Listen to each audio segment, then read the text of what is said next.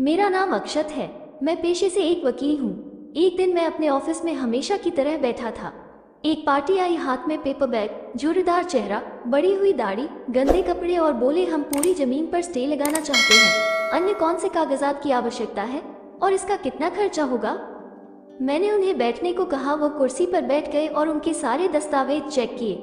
उनसे जानकारी लेने के बाद आधा घंटा लग गया और मैंने उन्हें बताया, आइए आपके मामले पर विचार करते हैं, आप ऐसा करें, और 4 दिन बाद वापस आए। 4 दिन बाद पार्टी फिर उसी अवतार में आई। भाई के प्रति गुस्सा अभी भी कम नहीं हुआ था। मैंने उन्हें बैठने को कहा और वह बैठ गए। फिर मैंने बात शुरू की। मैंने आपके दस्तावेज देखे, आप दोनों भाई और एक बहन, आपके माता पिता आपके बचपन में ही चले गए थे। आपकी शिक्षा 9वीं पास, छोटा भाई MBA।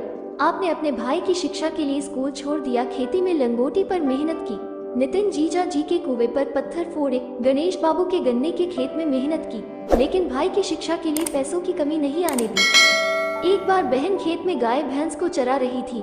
आपका भाई स्कूल से आ गया था। कैसे वो भैंस के पीछे गया और उसे भैंस के सींग लग गए। संपूर्ण शरीर खून से लथपथ हो गया था।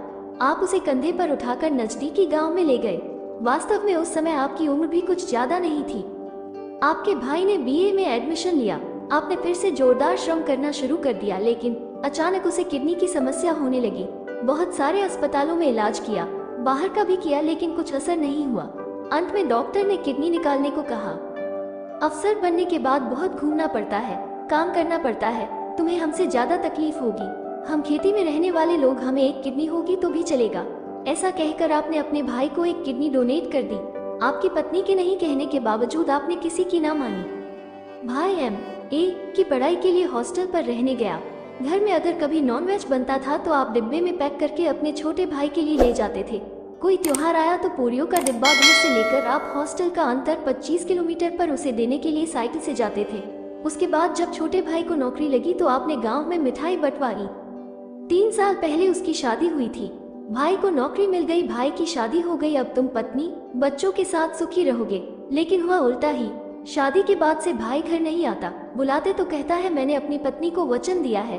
घर पर पैसे देता नहीं। पूछने पर कहता है कि कर्ज है। पिछले साल नागपुर में फ्लैट लिया। पूछा तो बोलता है कि कर्जा लेकर लिया है। सब कुछ कहने के बाद में थोड़ी देर रुका और फिर कहा, अब आपका कहना है कि उसने अपनी कमाई का लिया हुआ उस पर स्टे लगाना है।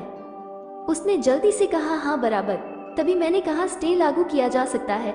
भाई द्वारा खरीदी गई आय का हिस्सा भी आपको मिलेगा, पर आपके द्वारा दान की गई किडनी वापस नहीं की जाएगी।